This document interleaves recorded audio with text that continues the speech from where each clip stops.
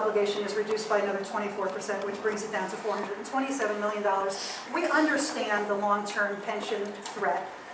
We also think that by having those retirees be plopping money back into the retirement system, it kind of encourages us to have a little bit more skin in that game as well. So that's why I know, for instance, that Racers has lost $3 billion in the last 4 years, even separate of what happened last fall. So I heard it was 5, right. but well, what's the real number? What's $1 billion among friends? I mean, we understand, and that's again why not only the pre-83 defray, we call them the defrayees. So that's about 1,500 folks in the city that were hired before 1983 that will now be paying the full freight, the full 6%.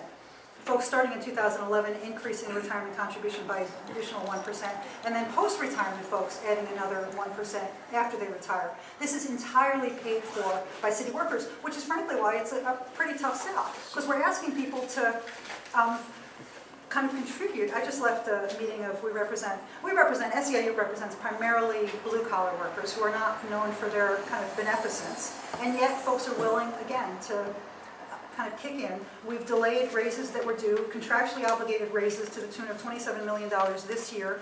Folks were anticipating raises that were budgeted and bargained. What percent? The numbers are folks were expecting 3% July 1st, 2.75 January 1st, another 3% following July 1st, and another 2.75 so following. 3.225, that's 10%. No, that's... Oh, no, 3.225. Close to 12%. Yeah. So and those are wages that are deferred. Within a year? 2 years. So 11% within 24 months. And now you're deferring them or you're eliminating them? Deferring them. They go back to the back of the... These are contractually obligated... How long are they going to be deferred? It extends what was a 5-year contract to be a 7-year contract. So it's a minimum deference. Minimum deference, okay.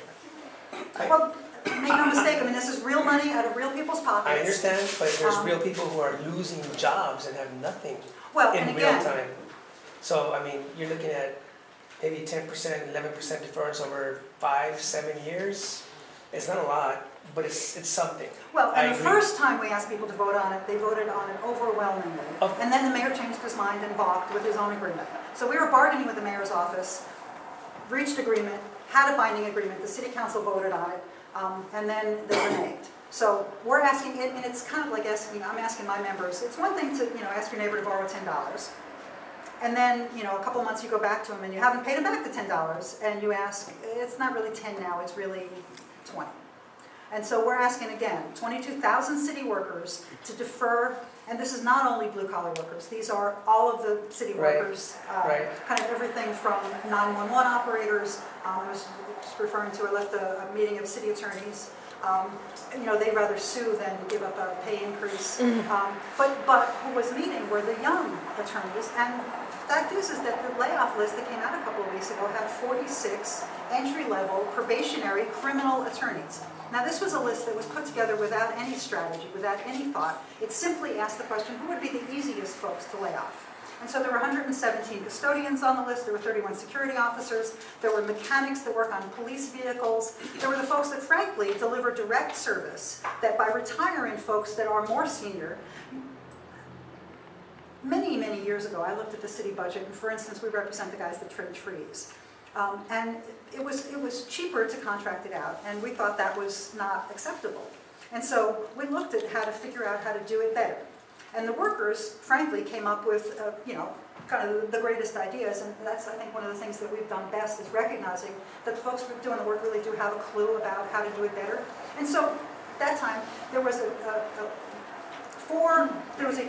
street tree supervisor, 1, 2, 3, and 4. So literally, for every guy that was trimming a tree, there were 6 guys on the ground saying, "Not that branch." I could tell you that.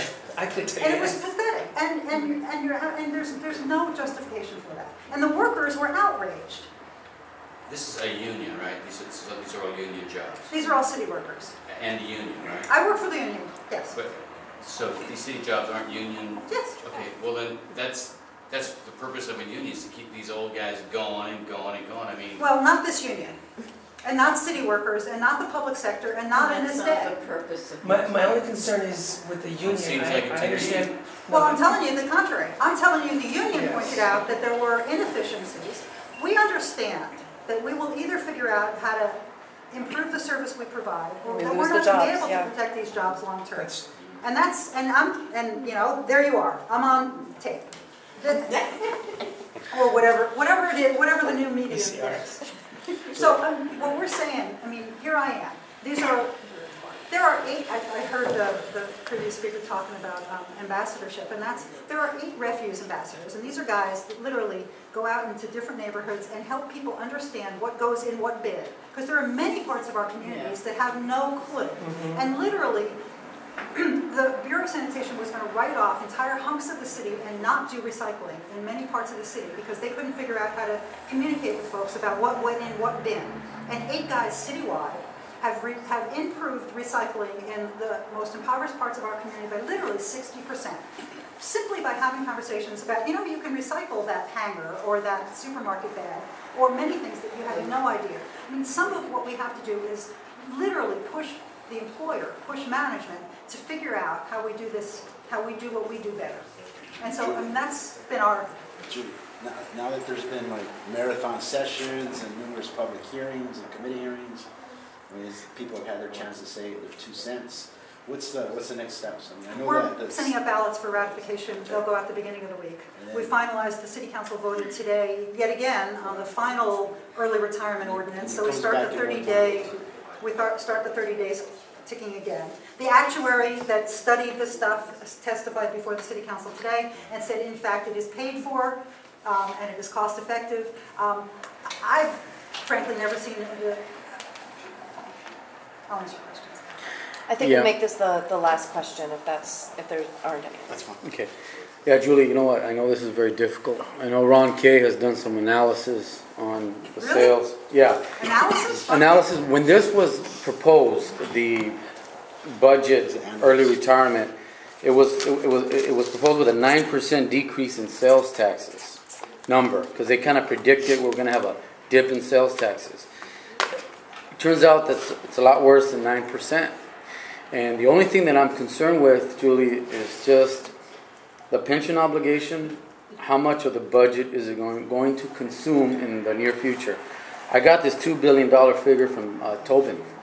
He wrote an article. He's a Chamber of Commerce. He wrote an article for City Watch. And they said, 12 would be $2 billion. So if the budget is declining, like let's say we got a $7 billion citywide budget, or is it $6 billion? Maybe you could tell me. I think it's 6. Actually, if you include the proprietary 6.5. it's $12 billion. So if we get a sharp decline in sales tax revenue, and if the commercial property value, that's the next hit we're going to take, gets reassessed to a lower value, which means the property tax is going to get reassessed to even lower value. And we already took the hit with the housing, and you know the way it's going with these meters, they're jacking them up, and the higher the meter rates, people are just going to drive to other cities or municipalities to get their haircut, and they're not going to want to pay $3 an hour. It's already happening. What I'm concerned with is the business climate, the sales receipts, and the pension obligation burgeoning out to $2 billion.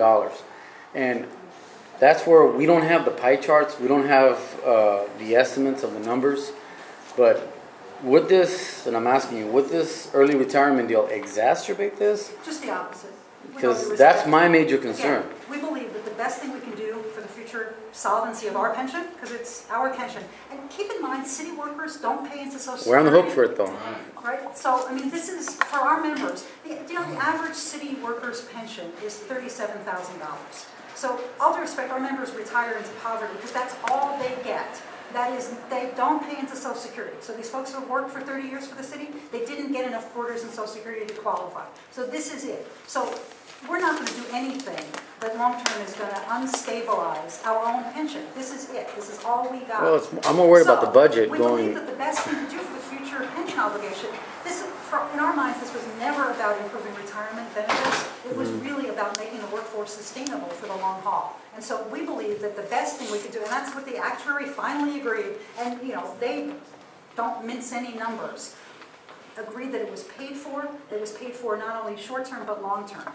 And so that's why, again, the increase in contribution on every level, including after people retire, for the rest of their life. They're going to be, and people, that's part of the actuarial calculation, is that people live a lot longer after retirement. Yeah. The average city worker also doesn't retire very young. Because again, the retirement is, it's a very, very generous benefit if you compare it to Social Security. It's not a very generous benefit if you compare it to other public agencies. But we understand very clearly that that we're in a really, really tough time. And so the $78 million in concessions that are included in this fiscal year because by delaying implementation of early retirement, the city lost $88 million by simply futzing around for as long as they did, by failing to act. We believe also that we've got to think about if the goal is really 10,000 police, or is it really improving the safety of our communities, for instance. I mean, there are some decisions